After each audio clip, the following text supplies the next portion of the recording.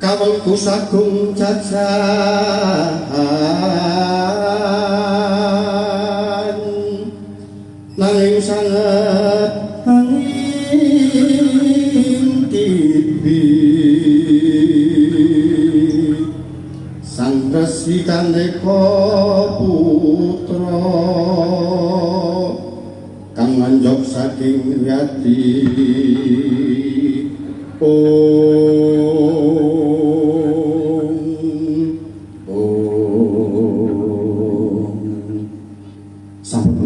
mitos saking among Widodharma tumapaking tata adicara damasan pusaka paguyuban budaya Dosan Aji Purwo Aji Kecamatan Sumawana Kabupaten Semarang Ading Yas tinggal badhe kapuwarkan kanthi menika katur sang pambiwara panjenenganipun Bapak Syafi'i kepareng ngayahi karya nuwun subhanallah.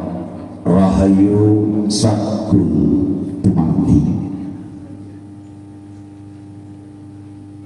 Assalamualaikum warahmatullahi wabarakatuh.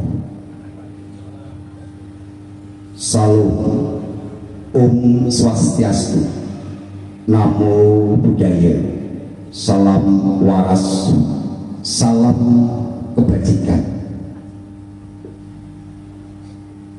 Lumangsaning prastawa gati jamasan pusaka ing Ladan sakindenging Kecamatan Sumawana badhe kapurwakan kanthi sumungkem rumambang sumindi mring pemadane Ibu Pertiwi. Para alim, para ulama, para kiai, para pangarsaning kapitadosan ingkang siang pantaran sepatu tansah sumanding pustaka suci wahyuning ilahi hadinipun Bapak Adjun Komisaris Polisi Fathurrahman Sarjana Hukum ingkang satuhu Sumawana dalah andahanipun ingkang kepareng jumeneng panjenenganipun Bapak Agung Heru Cahyono Sarjana Hukum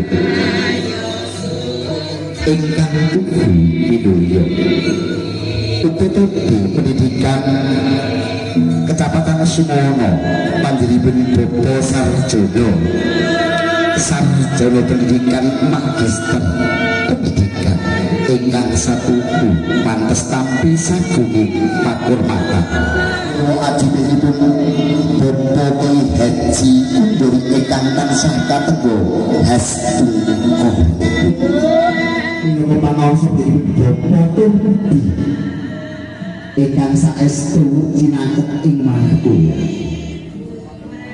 sembambaing sedaya pametri budaya inggih karana ngantos ing rahayu mriku panjenengan lan kula maksih dipun kepanaken nyawiji mangga sawangun dherekaken kepareng kula pun sami ingkang kepareng dherekaken rumantining jamasan pusaka kapurwakan kanthi pambuka panandene kiraping para paraga piniji ing sasana jamaja tumuli saking Purwo Aji Kecamatan Sumawana badhe atur pambagyo harja swara sinambung adicara candhaipun puninci babaran jamasan pusaka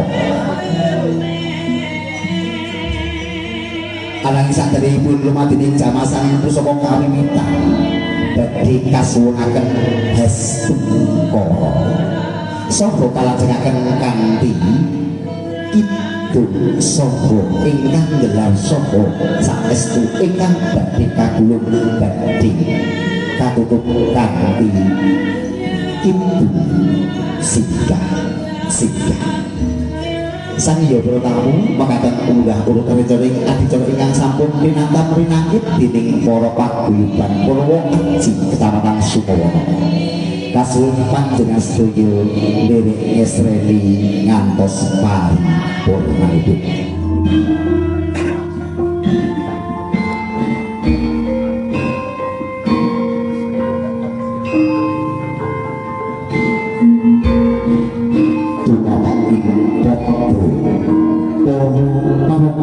Paraga biji kang saestu ngasta uga ramping sarat sarana minangka jangkeping jamasan pusaka ing kawasan saindhenging Kecamatan Sumawana. Sinten toh kang kapiji minangka pramukaning lampah ari panjenenganipun Bapak Kiyono Sarjana iku minangka pangarsa paguyuban saha Desan Aji Purwa Aji Kecamatan Sumawana Kabupaten Semarang Adining Tias rukun pemetri budayaning budaya Jawi ingkang saestu indah saha luhur sayur rukun yen enteng ayo do dicantik ananging yen abot ayo do dipikul mat sinamadan jejering ing paguyuban budaya lan Desan Aji Kecamatan Sumawana Kabupaten Semarang ingkang tansah memaruhi mandawaning budaya tulus tekan ugian kang tinuju panjenenganipun Bapak Kiyono Sarjana Ekonomi keparenghanan cepaken dupa kanthi gondo ingkang arum maratandani bilih budaya gondo arum ing saindhenging nuswata pandemi para punggawa paguyuban budaya Desan Aji Purwa Aji Kecamatan Sumawana ingkang maksih siaga jumeneng jajar semandi kalih-kalih jajar samiya hadireken pabarisan sedaya uga rampi sarat sarana jamasan ingkang kaasta dipun tapakaken ing siti ingkang ing rikala menika sampun kasamapakaken saking para samaran sedaya paraga sampun lenggah ing sasana biji keparing sedaya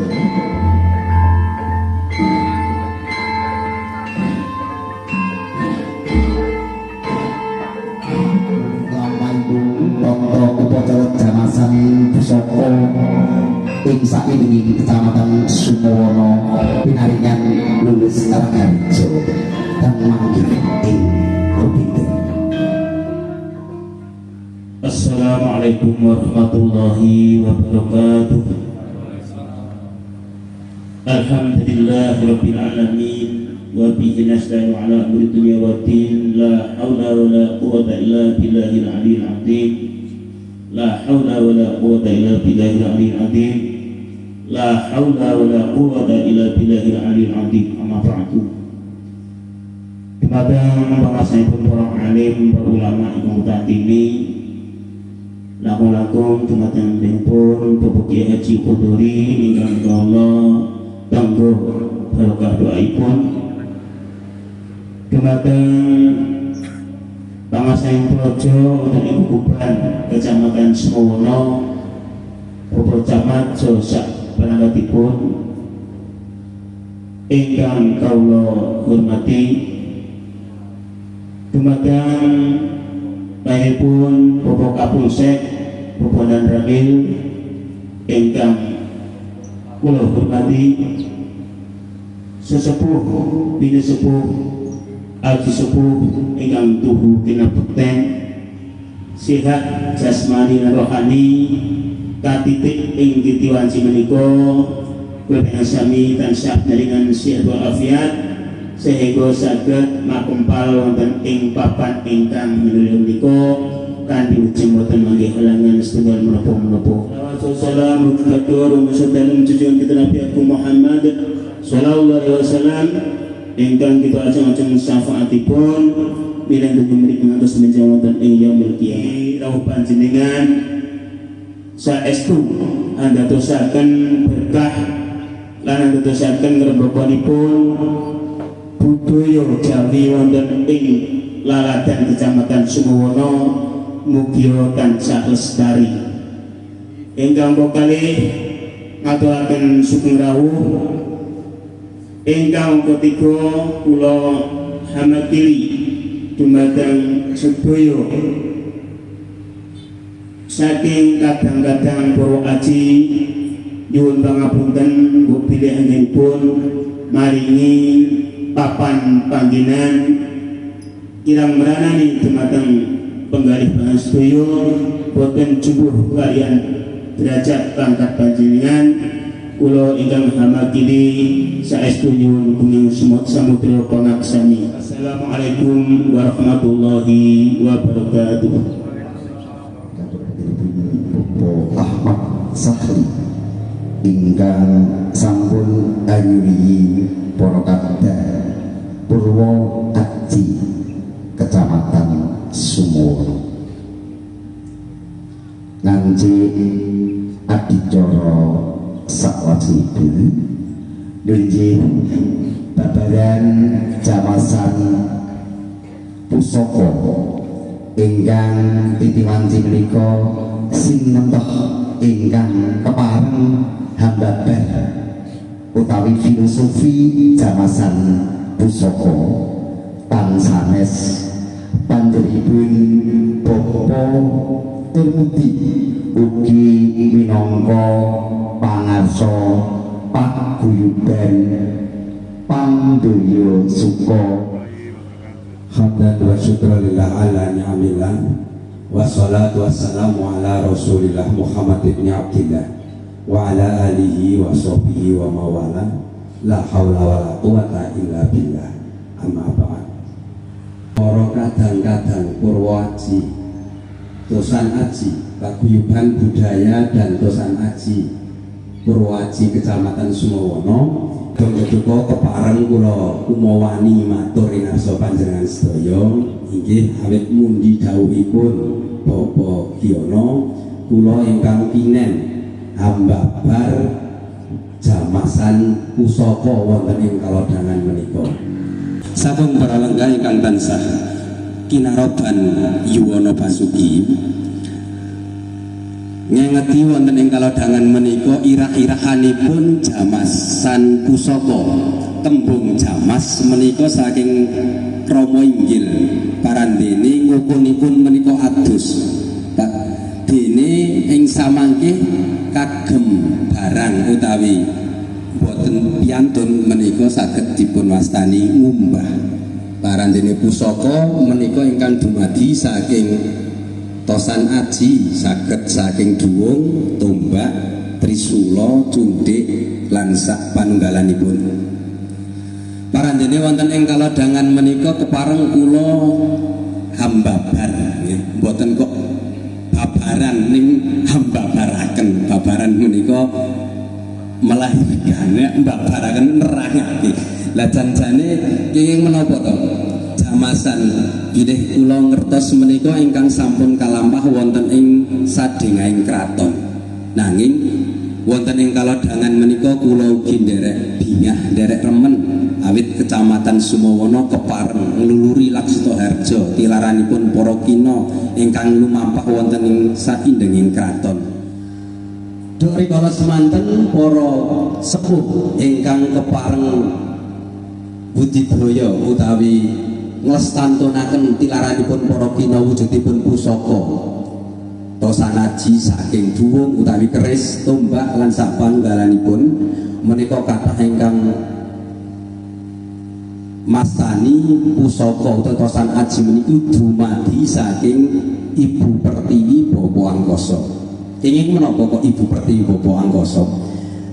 Awit dumadinipun saking tundaka wujud keris utawi duwung menika saking material-material ingkang mijil saking bumi saha wonten ingkang saking angkasa wujudipun meteor utawi sapanggalanipun. Samonten inggilipun piyantun sepuh anggenipun ngaosi pusaka kala wau. Pramila wonten ing kalodhangan menika bilih pusaka ugi saged sinebak pustaka. Menapa pustaka? Pustaka menika kitab. Kitab menika tuntunanipun piyambak ngayahi gesang utawi dharmaning gesang menika menapa to? Saged dipun waos mawi pusaka kala wau. Pramila paugeranipun tiyang agesang kok mawi pusaka ugi dipun saranani kanthi maneka warna piranti. Kala wau dipun andharaken sarana menika piranti. Piranti menika saking Sekar Setaman. Menapa kok Sekar Setaman? Janjanipun Sekar Setaman menika sekar ingkang mujudaken sekar utuh wonten pandan ingkang minangka bayu baja utawi oyotipun. Parantene wontene sekar melati menyangka delaking wandira utawi kayunipun. Parantene sekar mawar minangka kiblatipun utawi pang-pangipun. Parantene ingkang sinambiraken menika minangka ron-ronipun kang minangka pradapa negara mimpi. Parantene samangke kanthil melati minangka sekar utawi wohipun. Dados Sekar Setaman menika wujudipun delaking wandira ingkang jangkep wiwit saking oyot ngantos dumuginipun woh. Salajengipun wonten jajan pasar. Jajan pasar ugi wonten palawija ingkang pala pinendhem, pala sumipar tuwin pala gemandul ugi menika jangkep. Senajan boten kathah nanging sampun jangkep. Ugi ngawontenaken tumpeng ingkang statosipun menika gegayuhan pramila tumpeng ing samangke menika dipun tutupi minangka tumpeng tulangan ing samangke mbok bilih pusaka kawiwitan dipun jamas menika kepareng dipun buka tutupipun. Murid sedianipun saking kadang-kadang prawaji menika ingkang kapireng dening Gusti Kang Murbeng dumadi saha ayam ingkang sampun dipun pekakak ugi ing samangke kepareng dipun bikak. Awit samangke minangka pangorbanan. Pangorbananipun jiwa lan raga anggenipun ngaosi tilaranipun para sepuh.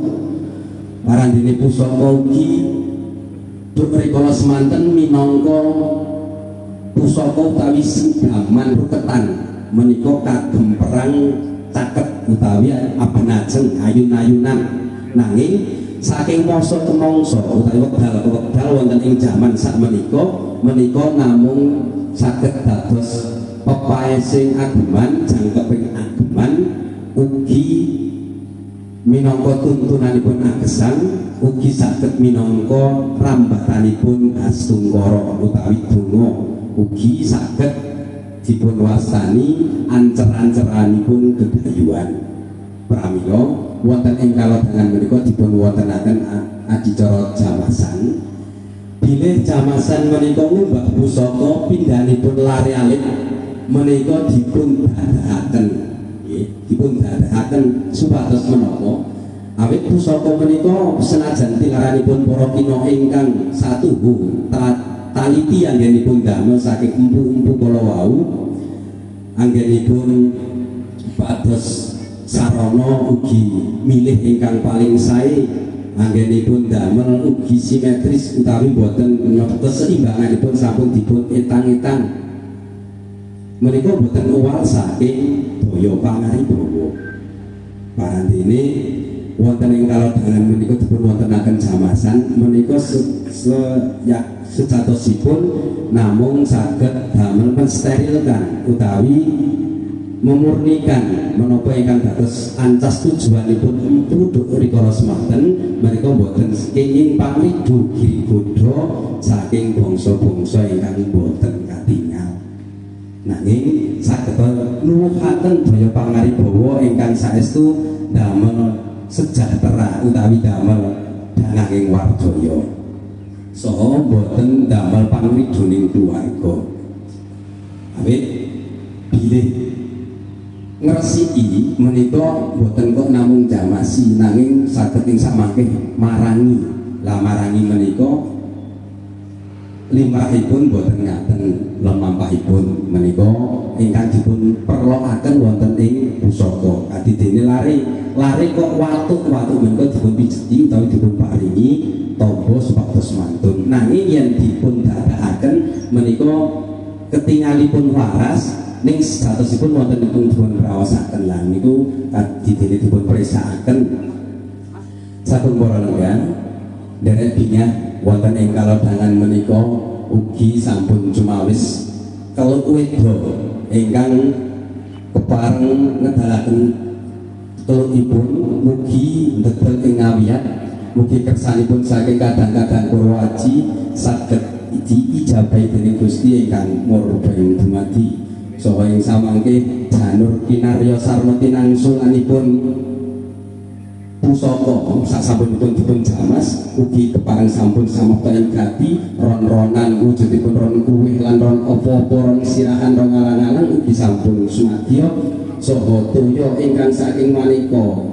utawi saking kathahing sumber ugi sampun dipun paringi japa mantra utawi umbul donga mugi-mugi sedaya panjangka panjenengan sedaya dipun paringi ijabah dening Gusti ingkang Maha Mulya.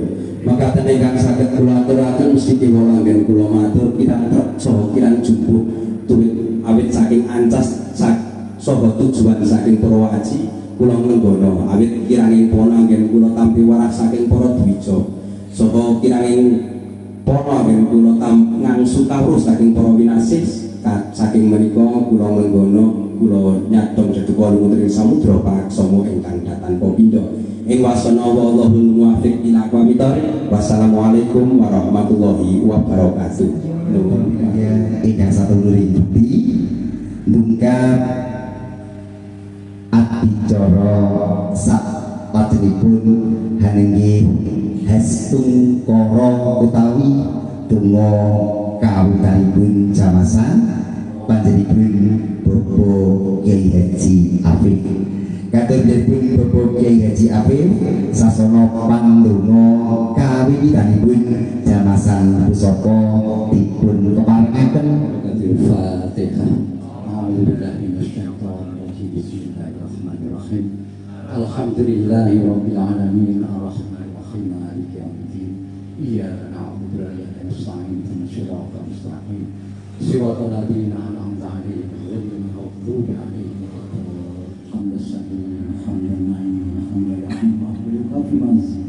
Ya Rabbana lakal hamdu kama yanbaghi li jalali wajhika al-karim wa 'azimi sultanik. Allahumma shalli ala sayyidina Muhammadin fil awwalin wa sallim ala sayyidina Muhammadin fil akhirin wa sallim ala sayyidina Muhammadin fi kulli waqtin wa hin wa sallim ala sayyidina Muhammadin fil ma'la ila yaumiddin. Asyhadu an la ilaha illallah astaghfirullah nas'aluka ridhaka wal jannata wa na'udzu bika min syarrika wan nar. Wallahu la ilaha illa huwa al-hayyul qudus as-salamul mu'min al-muhaimin al-aziz al-jabbar al-mutawwab. Rabbana ma khalaqta hadha batila subhanaka wa qina adhaban. Bismillah Allahu akbar. Allahumma shahidi wujuh wa anati wujuh bi hayyul qayyum fadl khayr hamdan wa rahmatan. Hasbiyallahu la ilaha illa huwa alayhi tawakkaltu wa huwa rabbul arsyil azim. Allahumma la tudrikul absar wa huwa yudrikul absar wa huwa latiful khabir. Bismillahirrahmanirrahim. La yadurru ma ismihi syai'un fil ardi wa la fis samaa'i wa huwas samiul 'alim. Ya Samisa ya Matasisa ya Samatu kafian atiyan Allahumma laki wa bifadal as-sahara wa khalqa bikum bani Adam wa Hawa wa Jibrila wa Mika'ila wa Isra wa Musaddaka akhirun nas man yawaduna kafar min ahli kitab wal muslimina an yunzala عليهم وهو يقصر من يشاء والله ذو الفضل العظيم بسم الله نستعين بسم الله الرحمن الرحيم يا ارحم الراحمين اللهم انا نسالك صلاة في الدين وعافية في جسدنا وزيادة في علمنا وبركة في رزقنا وعافية في علمنا ومغفرة لنا اللهم أرنا علينا في سكرات موتنا ونجاة من النار وأبواب الجنة اللهم أعطك علينا صلاة سبيل أكرمنا وانصرنا على القوم الكافرين اللهم صلنا من الديالنا في الإيمان أنا آمين بحكم فأمنا ربنا واغفر لنا ذنوبنا وكفر عنا سيئاتنا وتوفنا مع الأبرار ربنا وآتنا ما وعدتنا على رسلك ولا تخزنا يوم القيامة إنك لا تخلف الميعاد ربنا لا تزغ قلوبنا بعد إذ هديتنا وهب لنا من لدنك رحمة إنك أنت الوهاب ربنا ظلمنا أنفسنا وإن لم تغفر لنا وترحمنا لنكونن من الخاسرين ربنا آتنا في الدنيا حسنة وفي الآخرة حسنة وقنا عذاب النار وادخلنا الجنة مع الأبرار يا عزيز يا غفار يا رب العالمين وصلى الله سيدنا محمد النبي وعلى آله وصحبه وسلم سبحان ربك رب العزة عما يصفون وسلام على المرسلين والحمد لله رب العالمين سر الفاتحة. Ingkang badhe kakumandhaken kadang kinasih saking paguyuban Purwo Aji katur panjenengan Ki Rojiun mangga kekidungan dipun keparengaken nuwun sumangga Sakutyane tanpa tatyo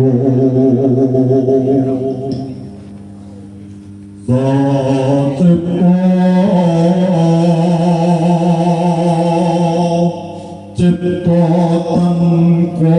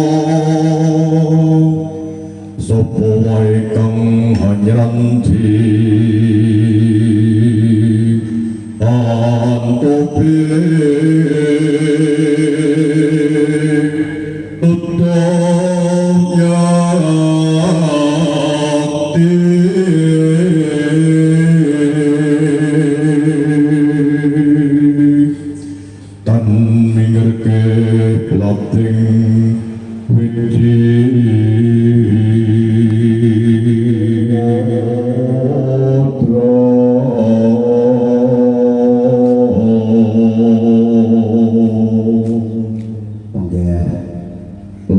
saking jamasan pusaka swasana tuwin swasana sawektahipun dipun keparengaken dening sumangga iki. Jamasan kawiwitan kula nyuwun hadiah Fatihah kagem para empu utawi ingkang maris pusaka. Mugi katampi lan nyuwun paringahipun. Ridho ta'ala bi syafaati Rasulullah sallallahu alaihi wasallam. Al-Fatihah. Alhamdulillah. Ya Rabbal alamin. Shiratal ladzina an'amta 'alaihim ghairil maghdubi 'alaihim. Asyhadu an la ilaha illallah. Asyhadu an la ilaha illallah. Asyhadu an la ilaha illallah. Astaghfirullahaladzim. Astaghfirullahaladzim. Astaghfirullahaladzim. La haula wa la quwwata illa billahil aliyyil azim. La haula wa la quwwata illa billahil aliyyil azim. La haula wa la quwwata illa billahil azim. Assalamualaikum. Assalamualaikum. Assalamualaikum. Assalamualaikum. Ya Rabbal alamin.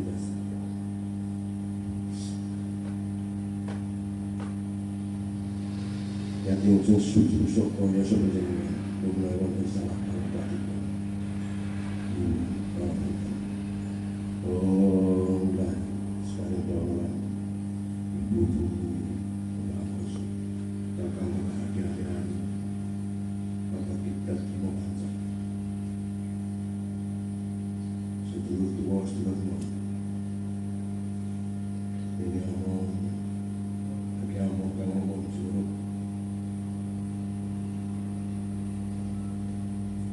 Mudah-mudahan menurut ngomong bukan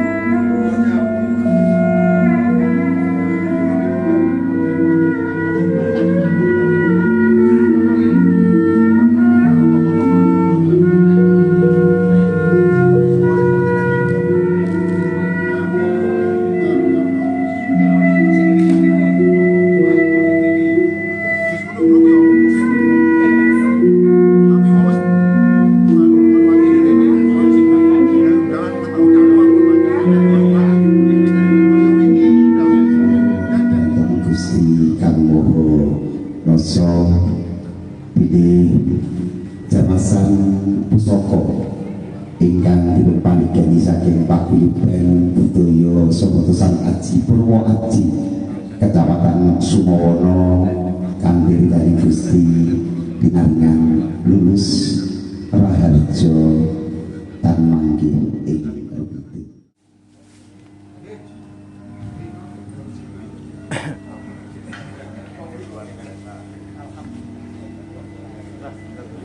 Dumateng para sepuh, aji sepuh, ibu ingkang sami rawuh sedayanipun.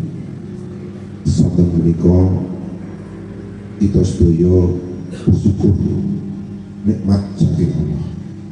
Kanthi lantaran bulan Asyura kala wau badhe Jumat sampun kawiwitan. Inggih menika Jamasan Pusaka Kecamatan Sumowono ingkang dipun mandhegani dene para punggawa Tosan Aji Purwoaji Kecamatan Sumowono. Ugi Bapak Bupati dirawaken Ibu Wakil. Kula nek ngendikane Pak Camat kripik gedang, kripik telo itu sithik edang ning sing penting iso nata iso kanthi nyuwun Allah Subhanahu wa taala. Mugi-mugi kanthi wilujengan menika sedaya masyarakat wonten ing Kecamatan Sumowono muga-muga paring slamet. Langkung-langkung jam maah nggih menika Purwoaji. Muga-muga pemerintah ugi masyarakat utawi ingkang guyung nggih menika wontenipun jamasan muga-muga dipun paring slamet daya batinipun tansah dipun paring wilujeng slamet fid dunya wa dunya hatta akhirah aroman amin syafina qurrata ila Muhammadin bin Abdillah sallallahu alaihi wasallam khadilati asy-syaikhul anak sabandi wa ila khadil sinabatu ya Allah wa bi syafaati Rasulillah sallallahu alaihi wasallam ghafarallahu lana wa lahum al-fatihah. A'udzu billahi minasyaitonir rajim. Bismillahirrahmanirrahim. Imanana wa salim qulubana wa salim ahlana wa salim auladana masyayikhina wa muallimina wa abaina wa ummahatina min afwadi dunya wal akhirah. Allahumma ya Allah ya hayyu ya qayyum ya adim ya rabbal alamin ya Allah ya rahman ya rahim ya alim. Sallallahu ala sayyidina Muhammadin nabiyyi wa ala alihi wa sahbihi wa baraka wa salam. Alhamdulillahi rabbil alamin. Al-Fatihah. A'udzu billahi minasyaitonir rajim. Bismillahirrahmanirrahim. Inna fi ma razaqtana wa qina adzabannar. Alhamdulillahi rabbil alamin.